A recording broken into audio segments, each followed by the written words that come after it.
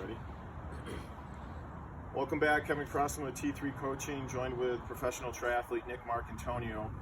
I know many of us right now are struggling to find pool time. Those that are fortunate enough that can get to the open water or have VASA trainers, that's great.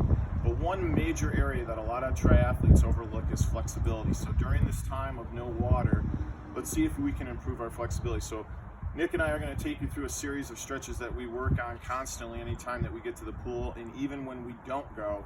But it's just good practice that anytime prior to a swim you either include this, or if you can't, you just take it on your own. So some of the stuff, and we'll kind of do it together, is will start off with some activation stretches where we're just trying to loosen up a little bit. Some of these active stretches where we're going back and forth.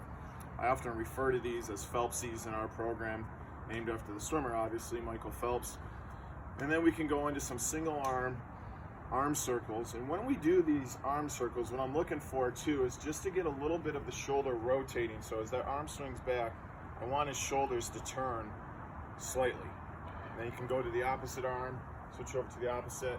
And it's just that we're trying to get that front shoulder to lead the way to create body rotation.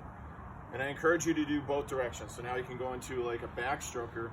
Now Nick never grew up a swimmer, so this is still, even as a professional triathlete, we're still working on some of this all the time. Get that shoulder through, put this shoulder right near the chin.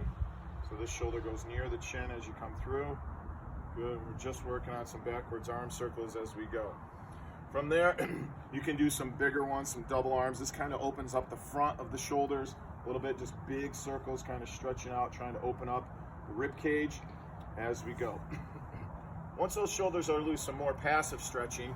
First one is simply pulling an arm across. He's just going to reach under with one hand. He can use his forearm or his wrist, trying to stretch out the front here, the shoulder area. Also gets into the scapular region in the back. Switch on the other side, same thing. Moving on to the next stretch, I say reach down the middle of your back. This one's simply reaching over the head, and you're going to try to imagine you're scratching your back. So on this one, opposite hand pushes down on the elbow point. He's trying to get down as far as you can. I'm going to just have you turn here, show the back, and the further down the back, the better on that. Moving on to our next stretch. This one I say is called grab a wrist. So all we're doing is reaching up overhead. One hand grabs the wrist. He's going to try to pull to the side with his arm, his right arm, pull the left arm behind the ear as he goes. In this case, really good, trying to stretch out his rib cage, his lats, and in the tricep region right here. You'll see a lot of swimmers that can go real far behind their head on this stretch as they do it. Nice. Other side real quick. And good. Next one is simply just a posture. It's a little bit of stretching depending on what your flexibility is. It's just a streamline. But here's what we look for in T3. Go ahead and streamline for me, Nick. So we're trying to lock your head in position. So when you push off the wall or dive in the water at any point, you're really trying to lock your head in position so his head can't move and there's no gaps. So the camera can't see through his ears right here. That's really good. If you want, you can take that real quickly side to side, just kind of stretch it out a little bit more. Our next stretch, this one's a partner stretch. So we're going to turn sideways, Nick, if you can hand that way. He's going to give his hands back to me. This one you have to be careful with. He's going to start with thumbs up. Just give the camera a thumbs up on this side, thumbs up on that side. Keeping a nice tall posture, proud chest. We're just going to let his arms go loose, nice and relaxed. And the partner is going to slowly bring the hands into a position that is comfortable for the athlete. This is a stretch that there's no pride in overstretching. Just gradually loosen the front of the shoulders. When he feels good tension, he's going to squeeze my hands, and then we just hold it there anywhere for 20 to 30 seconds, and then from there he can relax, and then he can go into his Phelpsies just to kind of stretch that out as he goes.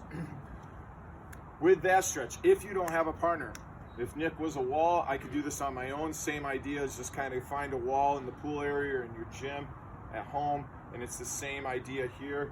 Just press it. Want to just stay about shoulder height when you do that stretch as you go. So these are a lot of the upper body stretches. There's a few others that we do that are, sometimes I call these monkeys, which is a nice loosening stretch. Sometimes we do elephant trunks down here where we're swinging. But I'll give you this one that you can try at home. And this is one arm circle going forward and one going backward. You ever done this one, Nick?